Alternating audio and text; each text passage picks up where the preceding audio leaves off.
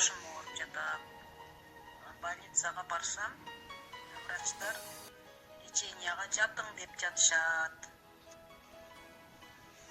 Братан, карызды качан бересиз? Карыз бербейсизби, жүрө бересизби?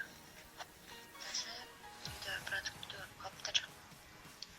Балаңыз папресте газ каптыр. Папрес кошала келиңа.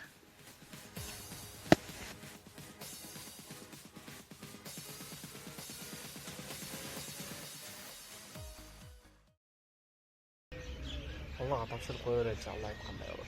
Келечекти Кудайга тапшырдым. Мен бүгүн аракетти кыла берейин, эртеңки боло турган бактылыкту Кудайга тапшырдым деп тобокел кылып, анан Кудай таалам кандай жыйынтык берсе, ошого ыраазы болуу, урматтуу бир тууган, бул чыныгы бактылык болуп эсептелет. Негизи келечек али боло элек нерсе.